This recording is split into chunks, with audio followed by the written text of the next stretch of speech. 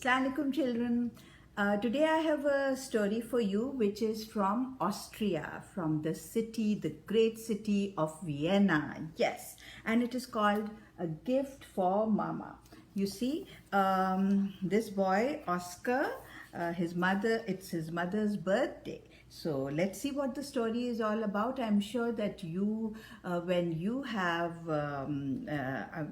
it's your mother's birthday or your father's birthday, you also want to give them some gift. It may be something, maybe you have made a painting, a drawing, or maybe it's flowers, whatever. So, morning bells rang out over Vienna. Shoppers and sellers filled the streets and carriages clippity-clopped against the cobblestones.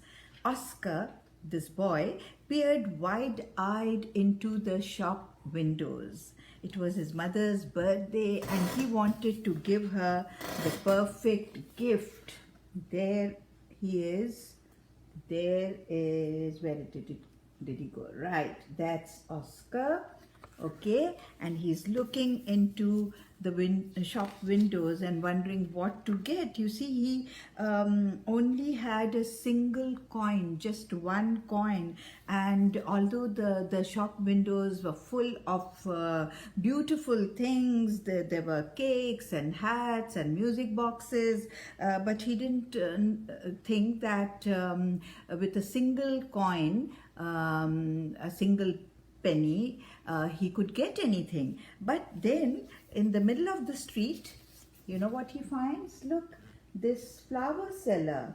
Yes, with those beautiful flowers, and a big yellow rose peeked out, and he thought this is the perfect present. Yes, a yellow rose. And I have red roses behind me, don't I?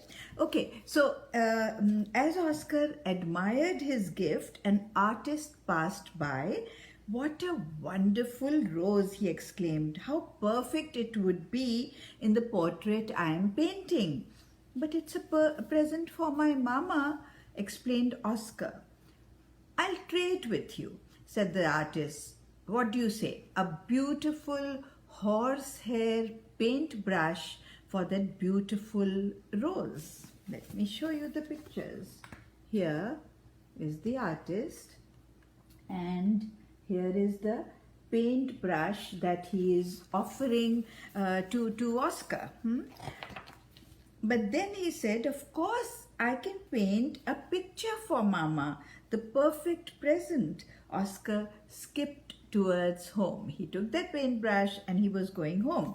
As he passed the opera house, he could hear the orchestra rehearsing. You know, there was music being played. The musicians were rehearsing. He waved his paintbrush in time with the music. Just then, a man came running towards him. I can't find my conductor's baton, he cried. Oh, what will I do?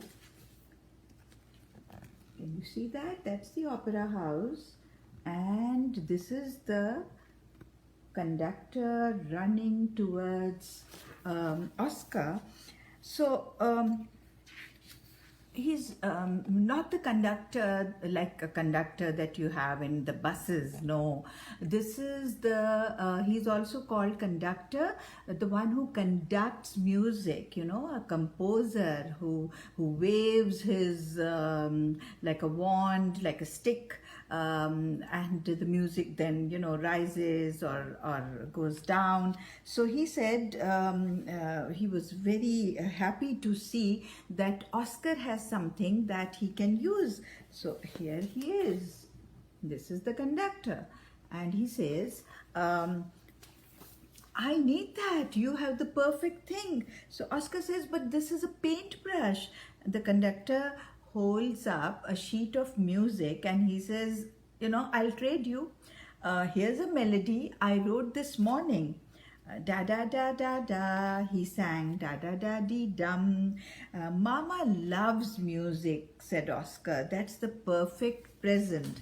So the music that he had written on that sheet, he gives it to Oskar and takes the paintbrush.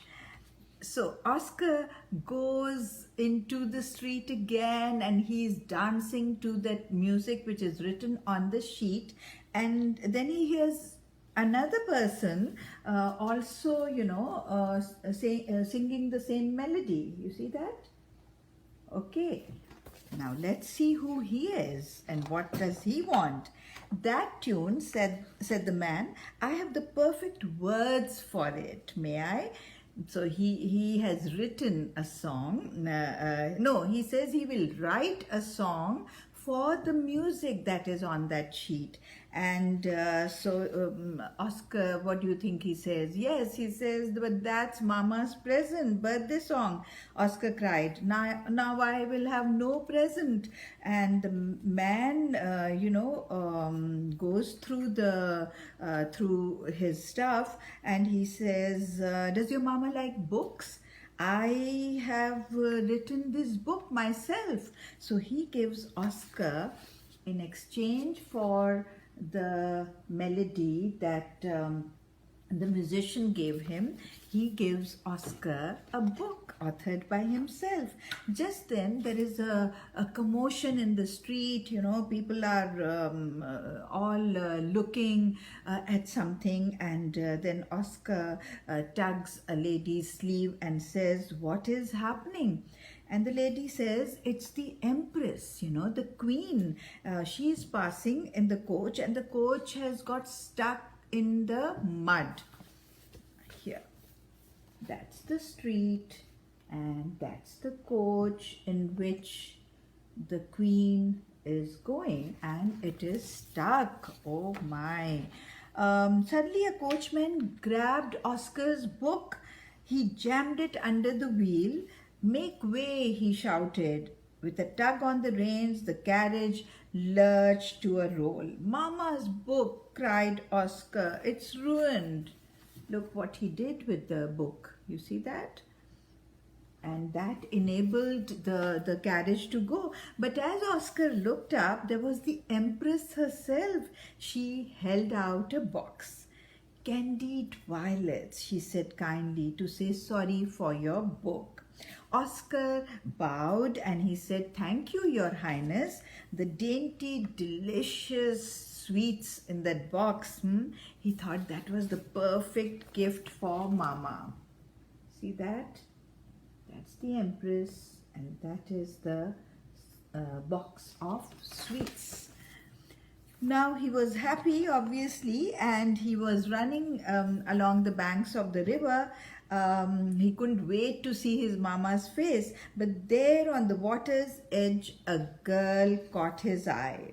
Even though her face was covered in tears, she was the prettiest girl he had ever seen. Now this poor girl is sitting at the edge of the river and crying. You see that? Why is she crying? Why are you crying? Asked Oscar. Today is my mama's birthday, said the girl. An artist was painting my portrait for her, but he couldn't finish it in time. And now you have no present? Oscar guessed. The girl nodded and wiped away a tear. Oscar held tightly to his box of sweets. Then slowly his fingers loosened. Here, he said gently, give your mama these.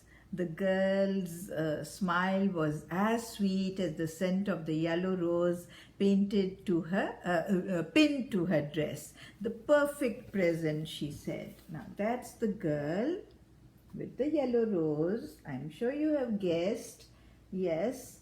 And so he gives her the box of sweets. Oscar turned towards home. Dusk was falling and he knew Mama would be worried, and he blinked back his tears.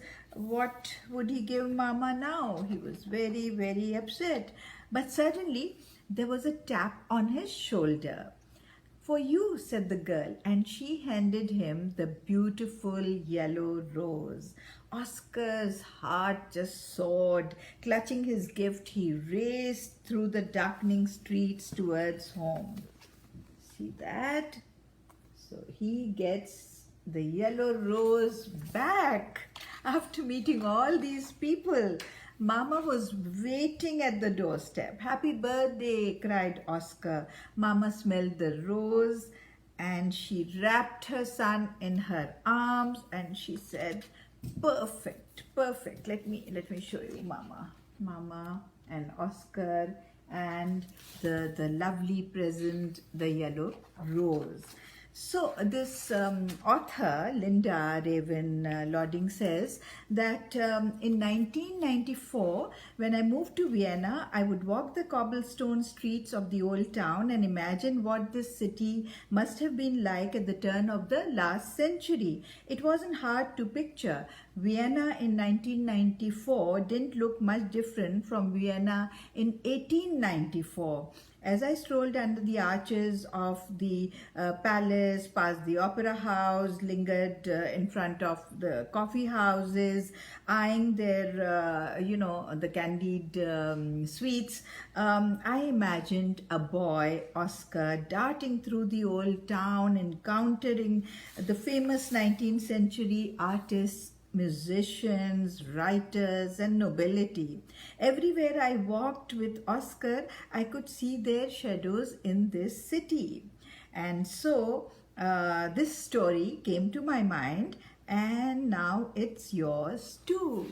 And do you know that I visited Vienna in 1999? Yes, just 5 years after the author of this book says that she moved to Vienna. So here it was, a perfect gift, right? Khudafiz.